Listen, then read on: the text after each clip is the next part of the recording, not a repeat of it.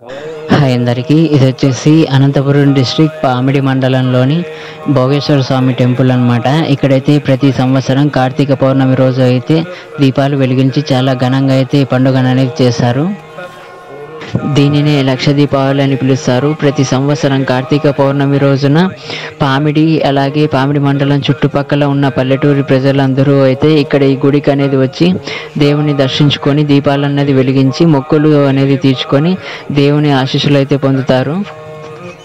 అలాగే పామిడి అన్న పేరు అయితే పామిడి భోగేశ్వర స్వామి టెంపుల్ ఆధారంగా అయితే వచ్చింది.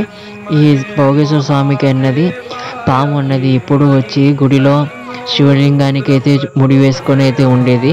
సో అలా ఆ విధంగా అయితే పాము అలాగే ముడి వేసుకున్నందువల్ల పాము ముడి అలాగే అని పేరు అయితే వచ్చింది, పామిడి అనేసి. ఇదైతే పాముడి అని అలాగే ఉండేది. సో కాలానుగుణంగా అయితే పామిడి అన్న ఆ విధంగా అయితే మారింది. అలాగే ప్రతి సంవత్సరం ఇక్కడైతే పెళ్ళిళ్ళు అయితే చాలా ఎక్కువగా అయితే జరుగుతాయి. ఈ పెళ్ళిళ్ళతో పాటు శుభకార్యాలు అన్నవి కూడా చాలా అయితే జరుగుతూ ఉంటాయి ఇక్కడ. అలాగే పెళ్ళిళ్ళు శుభకార్యాలే కాకుండా ఇక్కడ శివస్వాములు అయ్యప్ప స్వాములు అయితే ఇక్కడికైతే వచ్చి గుడిని అయితే దర్శించుకుంటారు. అలాగే కొన్ని సందర్భాలలో అయితే ఆ ఘోరాలు కూడా ఇక్కడికైతే వస్తుంటారు, స్వామిని అయితే దర్శించుకుంటారు. ఇక్కడ మీరైతే చూడొచ్చు ఈ పండుగను అనేది ఎంత వైభవంగా అయితే జరుపుతున్నారో. ఇక్కడైతే అసలు ప్లేస్ కూడా చాలా లేదనమాట. కార్తీక దీపాలతో అయితే మొత్తం నిండిపోయింది ఈ గుడి అయితే. మీరు చూసినట్లయితే ఎంతమంది భక్తులు అయితే వచ్చారనమాట ఈ గుడికి, ఇంకా వస్తూనే ఉన్నారు. కాకపోతే గుడి ప్రాంగణం అనేది కూడా సరిపోవట్లేదు ఇక్కడ దీపాలు వెలిగించడానికి. ఇంకా ఈ గుడి దగ్గరే కాకుండా గుడి వెనకాల సైడ్ అయితే కూడా కొంచెం ప్లేస్ ఉంది, అక్కడ కూడా అయితే చాలామంది అయితే ఉన్నారనమాట భక్తులు. అక్కడ కూడా దీపాలు అనేది వెలిగిస్తున్నారు. కాకపోతే వెళ్ళడానికి కూడా సరిగ్గా ప్లేస్ అయితే లేదు, అందుకే ఇక్కడ నిలబడి అయితే తీస్తున్నాను. ఇక్కడైతే మీరు చూడొచ్చు, ఇది భోగేశ్వర స్వామి గుడి అన్నమాట. ఇక్కడ ఈ పామిడి మండలంలోనే ఈ భోగేశ్వర స్వామి టెంపుల్ అనేది అతి పెద్ద శివాలయం అన్నమాట. ఈ శివాలయంలో అయితే ప్రతిరోజు స్వామికి అయితే పూజలు అనేది జరుగుతూ ఉంటాయి.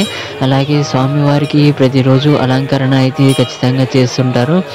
ఒక్కరోజు ఒక రూపంలో విధంగా అయితే ఈ స్వామి అనేది మనకైతే దర్శనమిస్తారు. అలాగే ఇక్కడ ప్రతి సంవత్సరం శివరాత్రి అనేది చాలా బాగా అయితే జరుపుకుంటారు. ప్రతి సంవత్సరం శివరాత్రికి భక్తులందరూ కూడా ఉపవాసం అన్నది ఉండి పూజలు అన్నది చేసి మొక్కులు అనేది తీర్చుకుంటారు. ఈ గుడి పామిడిలోని పెన్నా నది ఏరుకి దగ్గరలో అయితే ఉంటుంది.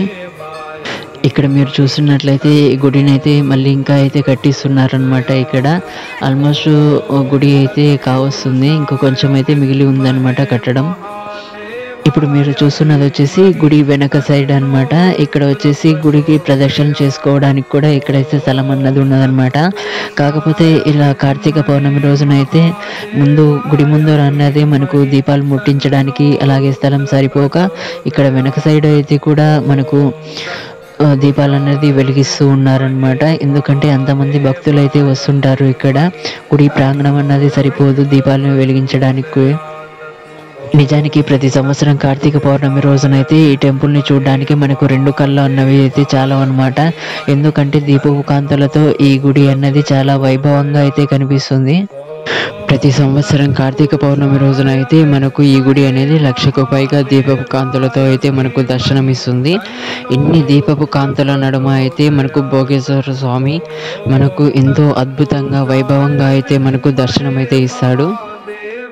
ప్రతి ఒక్కరు కూడా తమ లైఫ్లో ఒకసారైనా దర్శించుకోవాల్సిన క్షేత్రం అన్నమాట ఇది శ్రీ భోగేశ్వర స్వామి టెంపుల్, పామిడి మండలం. ఒక సైడ్ గుత్తి, మరొక సైడ్ అనంతపురం అయితే ఉంటుంది.